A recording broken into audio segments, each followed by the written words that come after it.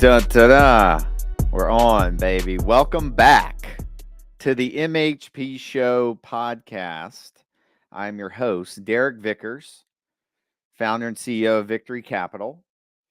And on the MHP Show here, we talk about anything and everything that has to do with mobile home parks, operations, all this crazy stuff with this asset class that we love so much. And I love this asset class for many different reasons. You've heard me talk about this on podcasts before, but one of the things that we're going to talk about today and why I love it, because the value add opportunities that are still available in this asset class, despite the consolidation of the asset class, despite there only being a limited and finite number of mobile home parks in the US, you can't really build them.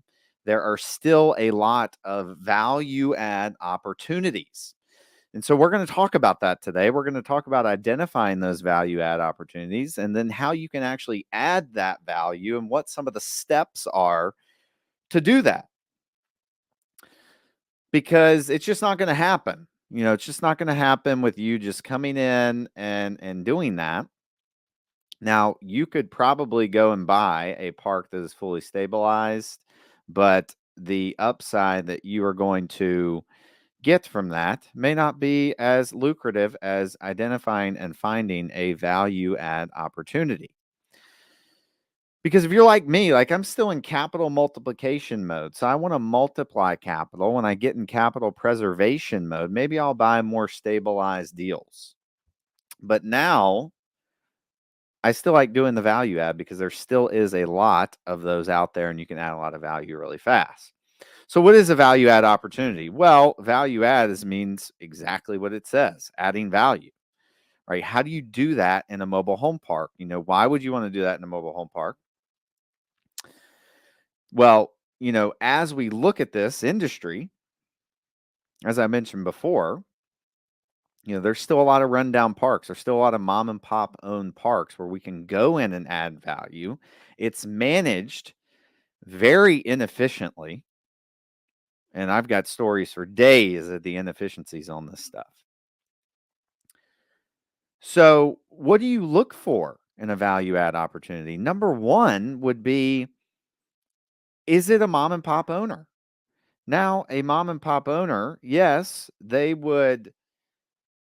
may have their shit together, maybe, a lot of times not, but they bought the park, 30, 40, 50 years ago. So there's a lot of room. Their rents are below market. They're not managing expenses correctly. They're paying Susie at lot 15 30 grand a year, 50 grand a year at a 30 space park to manage the park for them when they don't really need them to do anything. Right? So your first indicator is the park owned by mom and pop. Right? That is a value add opportunity. And what I like to say, if the rent rolls are on paper, that is opportunity for me. I see that. That is a value add opportunity.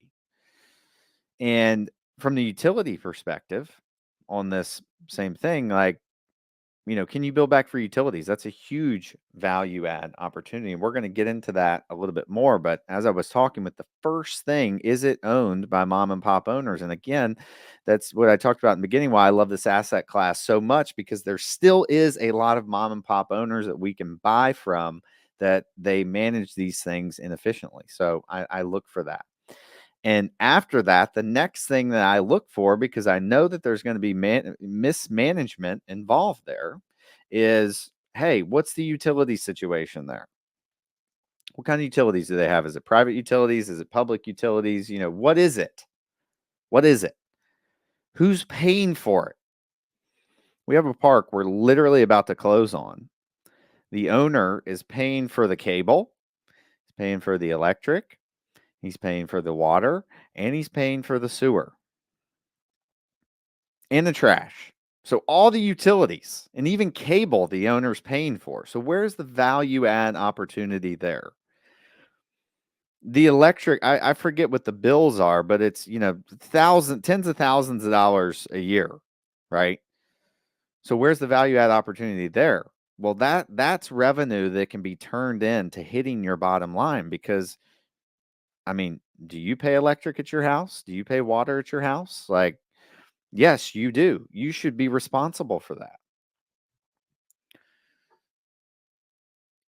Because if you're not paying for your electric, you're not paying for your water, you don't give a shit how much you use. So you're just going to use it, use it, use it, use it, and use it. So there's a conservation aspect of it there. So utility bill back is one thing that I look for. So when we get into billing back utilities, how do we do that? Right? Well, we formulated a policy, and our policy is that, hey, if it's city utilities, we're billing back for it. Like, that's what it is. Like, we just do. Like, we know we're getting meters in there. We're going to put, meters that link up into our rent manager system, and we're going to bill back for those things. That's just policy. We don't just not do that. Like, we don't think about it. That is policy and what we do. We're always going to bill back for that. Okay. Um, Electric, like in this case, the park where we're buying electric, the owner is getting, all the electric bills, a stack of electric bills, and he's paying for them. Well, we're going to actually turn those back over to the tenants when we close on this park here in a couple of days. So that's going to add a lot more income to the bottom line. And this is before we even do anything. This is just a simple, hey, turn this account over in your name. Okay. Because you'll get killed on utility expenses if you're paying for all this. Right. And again, mom and pop's thinking behind this is that their basis is so low on the park that they don't care. They're making money anyways. Right. But when we buy these parks for, a lot more than they paid for them, then it's different. It's different. We have to add value here. All right. So that's one thing that we do. Now you can bill back for trash. Some people even bill back for property taxes. It just depends. I mean, I know there's some parks here in Florida, some of the older senior communities where they actually bill back for property taxes. One of the properties that we just purchased, this crazy county has this, in addition to the property taxes, they have this fire and rescue thing that we have to pay. And the old owners were actually billing that back to the tenants. And so we're going to continue to do that. So you can do that stuff too. Most people don't get back to billing back property taxes, but that is one thing that you can do to bill back your utilities, right? But again, just to reiterate on that, you're gonna bill back you're gonna bill back your water, you're gonna bill back your sewer, and you're gonna bill back your electric. You're gonna sub-meter, you're gonna do that stuff, right? So that's one way you're gonna be able to add value here. Let me fix my thing here. So that's one way, billing back utilities, right? Now there's going to be different laws and things like that in whatever state that you're in that you're going to have to abide by when you do that. So make sure you give out the proper noticing. You're going to make sure that you give out, in the leases are going to be correct. You need to do that all legally, right? So just look in the specific state that you're in to see if you can do that, and see how you have to do that and see what kind of notice you give. But that is always a policy of ours to bill back for utilities. Absolutely. Okay. The next thing you're going to look for in a value add opportunity is the rent below market. Like most of the parks owned by mom and pop are, back to my example in the beginning. And unfortunately, you're not going to be able to take, if you're $500 below market, you're not going to be able to get to market in the first year. You're just not going to be able to do it. The market may or may not support that. So you're going to have to do it on a phased approach, right? So you're not going to do it all in year one, but you're going to do it on a gradient, right? And as you make improvements, because you cannot, do these rent increases and things without making improvements to the park. An example of improvements that we do the landscaping, right? We put a nice sign out front. We put white vinyl fencing up. We pave the roads. Put fencing around the dumpsters so they don't look at it. Make people clean up, right? And actually, the tenants love the aesthetic things, but honestly, what we found is what they like even more is the speed of service. We're about speed of service. When a tenant issue comes in, we want to fricking handle it like that, because the old owner did not do that. I mean, we've had an example here where, we actually, just to clean up the park, we brought a dumpster out to, we just had like a cleanup Saturday where we got 40-yard dumpsters out to the park because people had a bunch of shit in their yards that needed to get cleaned up. And I mean, these dumpsters got filled up with stuff, and the park is getting there. It looks a lot better now, but you would be so surprised. Like, we got messages in on our system that were like, "Hey, we really appreciate you guys, doing that." The old owner never did that, right? So tenants actually love that stuff, right? Because it shows that you care when the old owner didn't do that. So that's how you can justify your rent increases. Like, if the park is a disaster zone, you go in and increase the rents without adding any value. Well, then that's not the right thing to do, because you want this park to be, clean, stable, and safe for the long run. Okay. But that's how you're going to add value. You can, a regular increase on lot rent. Another way to add value, and the one I like the most, is your park-owned home conversions, or your vacant park-owned home conversions, because this is a very quick way to add value. Okay. And clearly, why? Because if you have a vacant park-owned home, you can sell it to someone and you can bring those people in at what market lot rent is, because it's a new person. And if they're vacant and they need work, well, you can either fix it or have them fix it. But this is instant value. And the reason why I love park-owned homes, because if the park is $500 below market, but there's 10 vacant park-owned homes, or there's 10 park-owned homes, you can convert those to tenant-owned homes and actually bring the new tenants into those park-owned homes at market, which is going to drastically increase your value. Yes, it's a little bit more work up front. Yes, it's a little bit more of a headache at first, but after you do it, the value you are going to create from that will far exceed, if it was just a tenant-owned home park. So that's why I love park-owned home parks, because I can convert them. And if it's an all tenant-owned home park, it may take me years to get to market. But if it's park-owned homes, I can do it relatively quickly. But it's a lot more work up front, and it can be a pain in the butt, and it's harder to do in a smaller market. So with all those little caveats, and there's more, I would say that. But our policy as a company, we do not keep park-owned homes. We don't. We never keep them. And that's just our policy. Some people love park-owned homes. It's great. It's fine. People have their own business plans, but we don't. That's not our policy. We get rid of them. The next way that you can add value is filling vacant lots.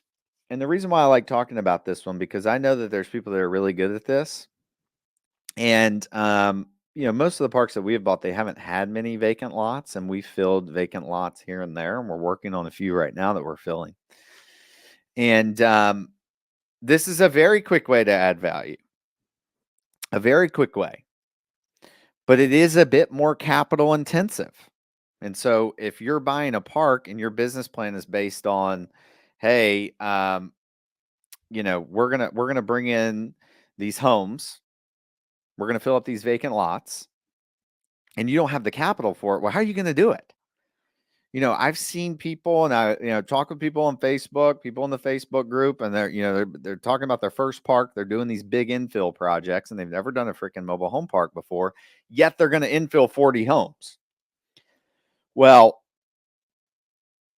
I don't know about you, but that's going to take capital, and it's going to take time and effort, because what you don't think about when you're doing this is all the other coordination that has to go into it. You got to coordinate the contractors, you got to get the permits, you got to, depending on what the specifications are in that particular municipality, there's got to be a dirt pad. It's got to be this, this amount It's got to be this wide and this thick. Like there's just all this little stuff that you don't think about. And there's just a lot of coordination that goes into it.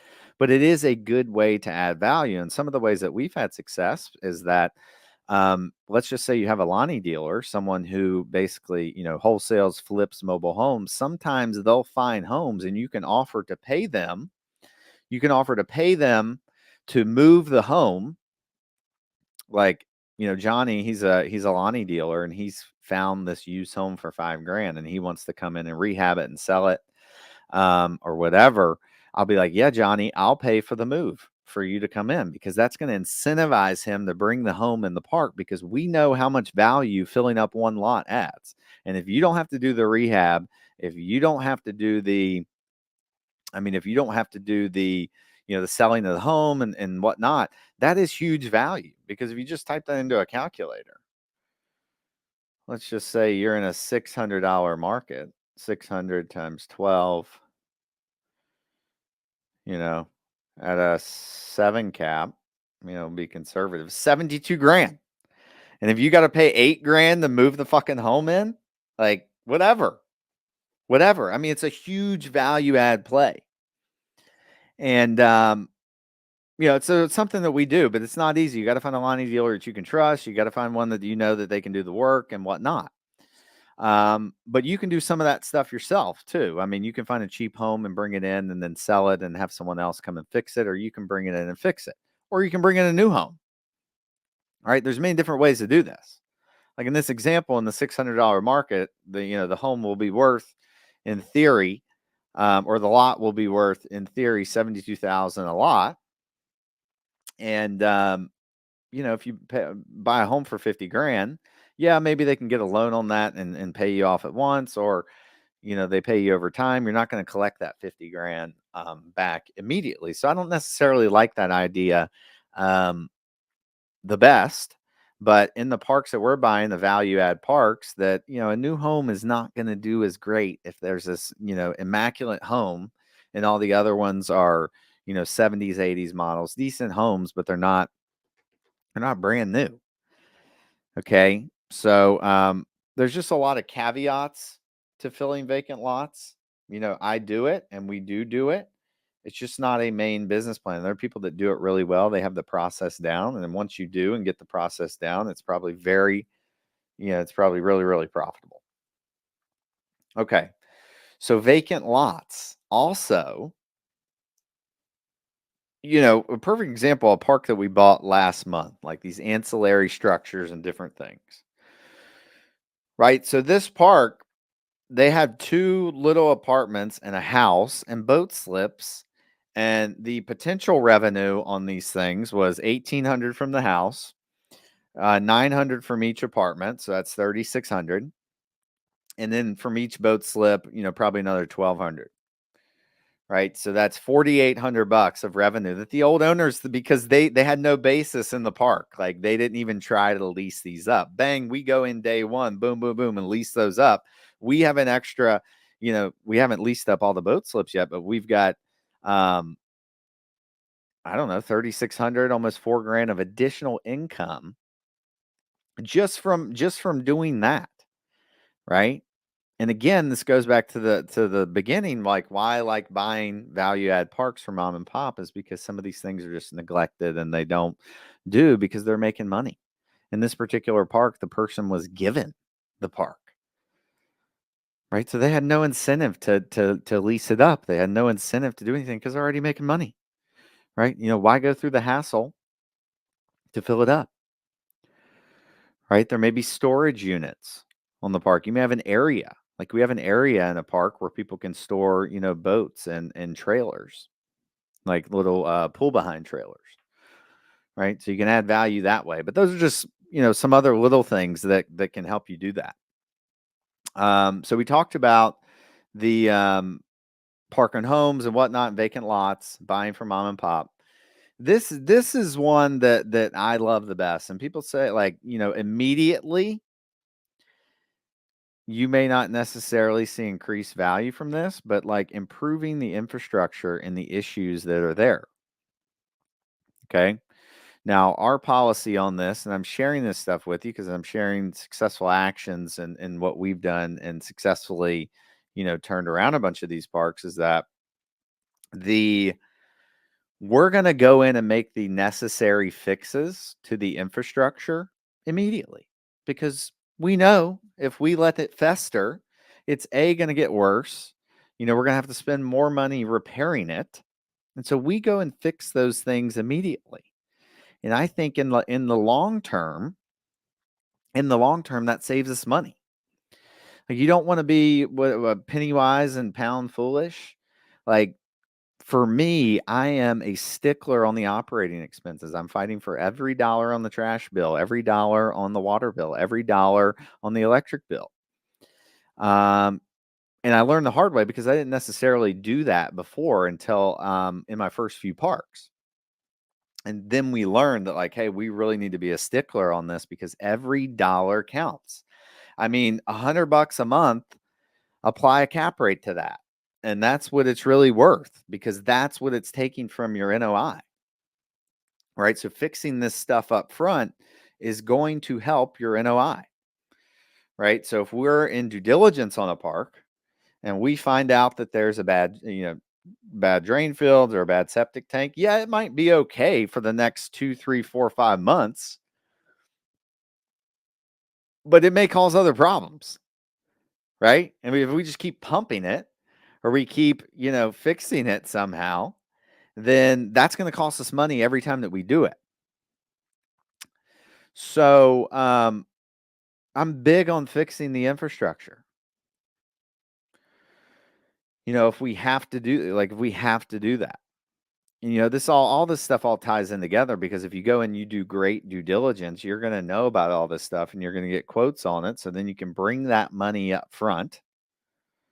And,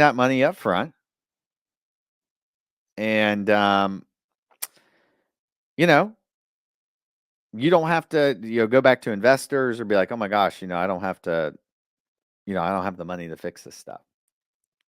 So this is super, super, super important. Like, for example, there was a septic issue at one of the parks that we just purchased, but we found this out in due diligence. It's going to be $14,000 to change out the drain field, and a lift station. And, we negotiated that into the sales price, but we also brought those extra funds before closing to fix that. Now that we fixed it, in theory, there's going to be less problems there. There's going to be less problems with the septic. So our operating expenses will, in theory, go down. But also, when you go to sell this thing or whatever, the incoming seller, if they are, hey, we've fixed all the septics, we've replaced this drain field, we've replaced this tank, we've replaced this and replaced this, that makes them feel better, and that makes them feel more comfortable coming in to buy it. Versus when you're buying from when you're buying from mom and pop, you got to do all this digging. You would still do digging in the other case. You would still dig, but it just makes you feel a little bit more comfortable knowing that some of this stuff was replaced. Right. And I talked about not being penny wise and pound foolish. Like, yeah, you're fighting for every freaking dollar on the operating expenses, but you're not going to bullshit and band-aid the well fix or the lift station fix. Like, that's a stupid expense to be cheap on. Like, hammer the trash company, right? Hammer them. But fix the lift station, the well, and the utilities and the infrastructure. Fix that stuff correctly, so you don't have to do it again. And I know whenever I'm in due diligence, I always find stuff and I always get quotes, and I go back and ask for a discount, right? Because these are not my deferred expenses. And I always get in a pickle and a little tussle with the seller because, like, man, that doesn't cost that much. I'm like, dude, I have the invoice right here.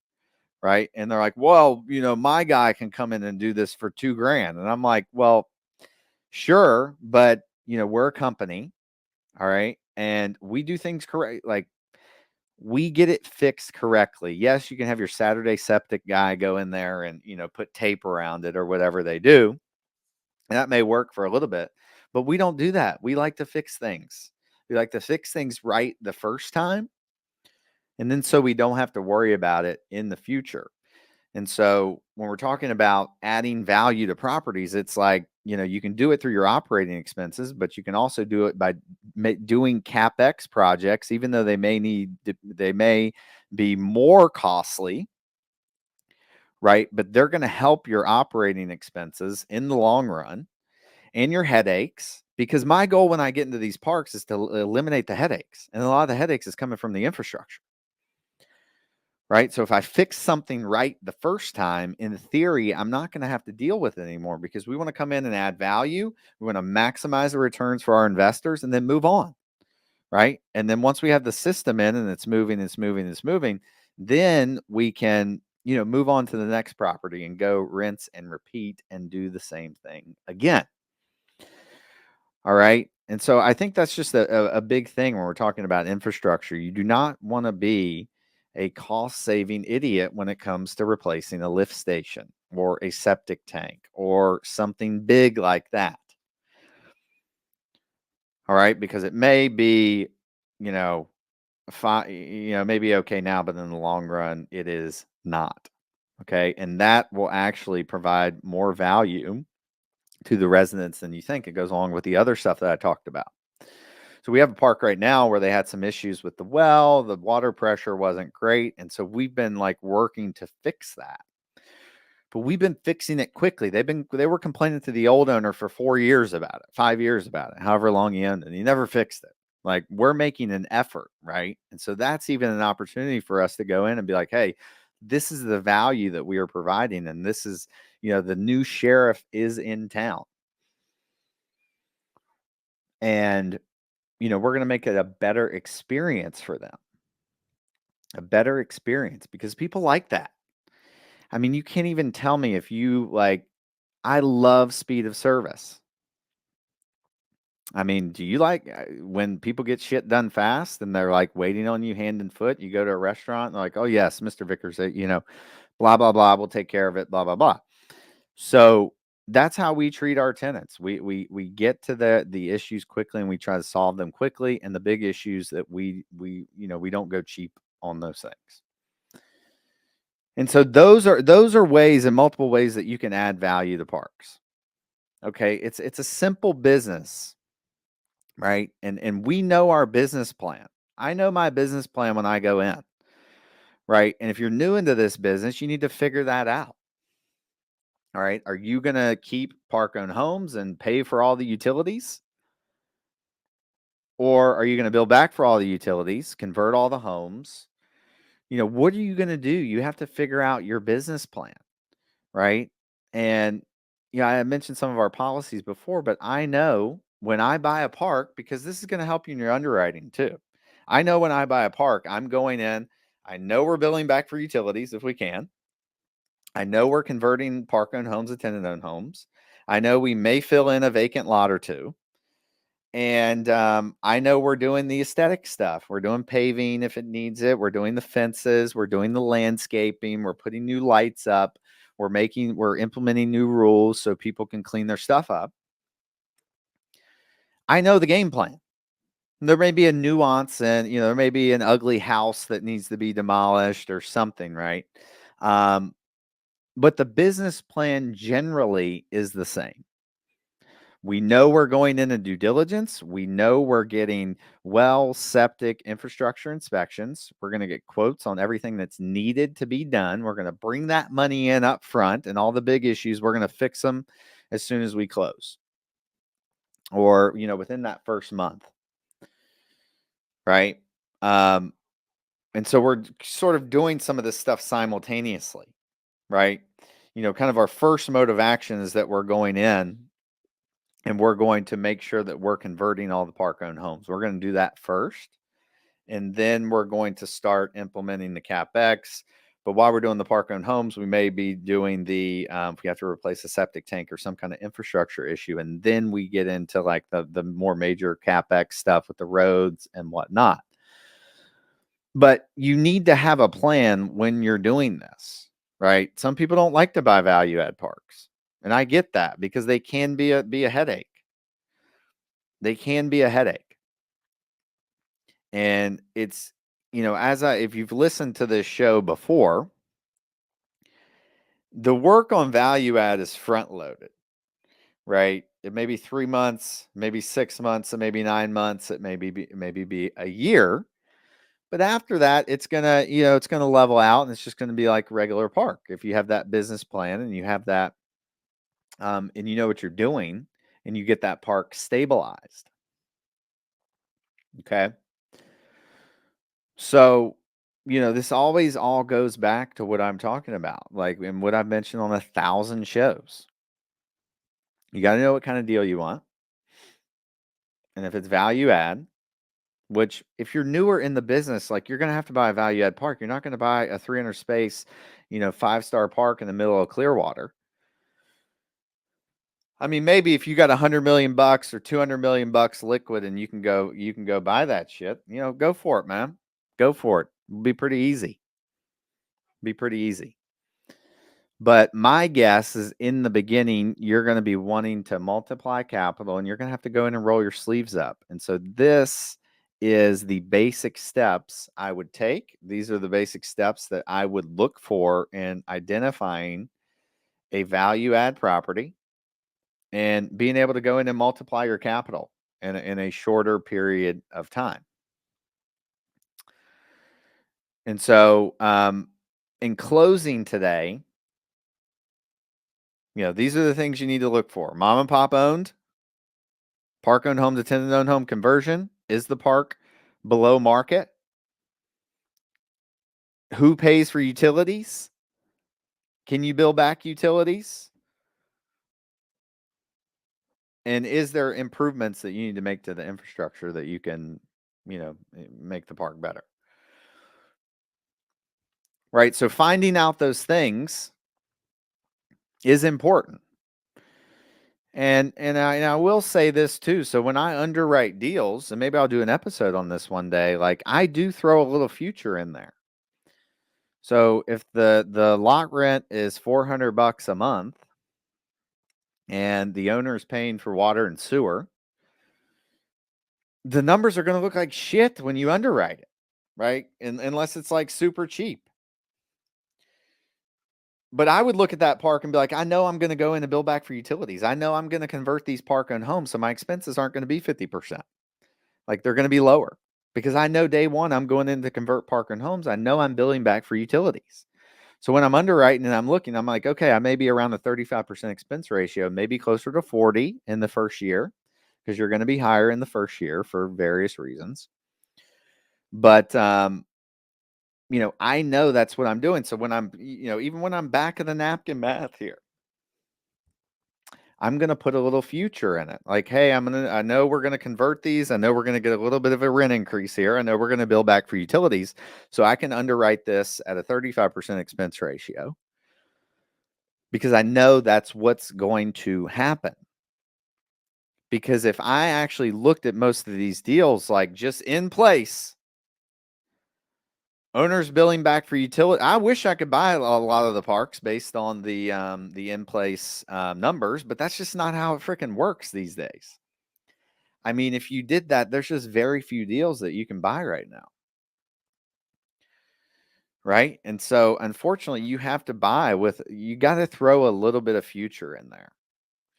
Right? When you're looking at the deals. Okay? And that's one tip I would give you before we get out. So the value add things, and then, next time you're underwriting a deal, think about what you may do in that first year and then look at the numbers. Right? Because it might be easier for you to make sense of, because when I first started underwriting deals, I was just doing it like what was there, what the in-place numbers looked like. And the sellers would send me their numbers and I would send them some lowball offer and they would tell me to fuck off. Now I know why. And some of those deals, I'm like, man, I should have of course, hindsight's 2020, but I should have bought all those deals. And, it just comes with experience in underwriting and really refining your deal criteria and refining what you want and refining your business plan, because then you'll be more confident to make these sort of assumptions. If you've never converted park-owned homes in, whatever market you're thinking about buying in, well, you may be less confident in putting a little future in there, right? Because each market is going to behave a bit differently. And so again, it's just going to come with experience.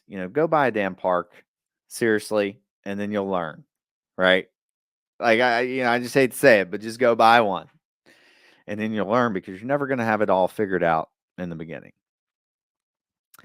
You're never going to have it all figured out. You're never going to know everything. You're never going to know how to respond to the tenant that tells you to screw off and that they're going to kill you. I've been told that before. This guy told me he was going to effing kill me.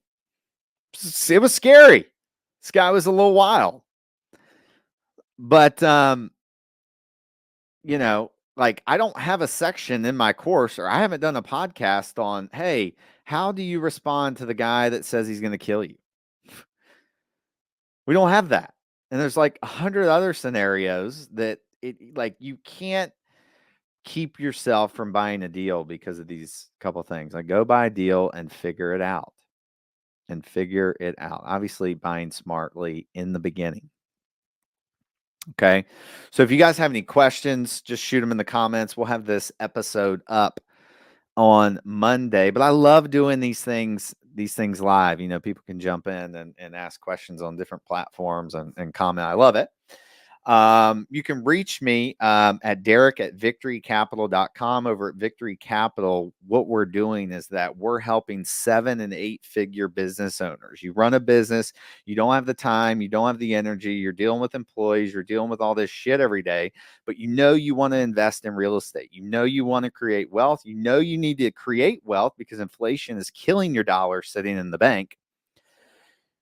Reach out to us at Vicktory Capital. Send me a DM. And I can give you more information about what we do, but we specifically help those kind of business owners, right? Because I've been in those shoes before, and I know, like, I want to invest in real estate, but I don't have the time and I don't have the energy to handle tenant calls every day. I don't have the time and the energy to be able to answer property manager calls every day, right? So email me, and I'd love to chat with you about what we're doing at Vicktory Capital to help you with that. And then also, we have our Park Investing Pros mentorship program. Okay. I only have a few slots that are available for this because I can't give everyone one-on-one time. And it's an expensive program, right? But I'm going to help you through every step of the way through getting your first mobile home park. I guarantee you, if you work with me, I'll pull out all the bullshit and say, hey, this is what you need to do to start buying your first park. And I'm going to hold you accountable to taking those actions. Because if you don't, then why are you doing it? Right. So if you want to see if you qualify for that, you can shoot me a message here or on any of the social media platforms. We have, I think, a spot opening up here within the next couple of weeks. So we'd love to have you. And if you just have a general question, you can reach out to me. You can join our Facebook group at Park Investing Pros. And you can check us out on YouTube, all the social media platforms. And anyways, I'm Derek Vickers. Thank you all for tuning in to the MHP Show. We will see you all next week. Have a great weekend. Peace.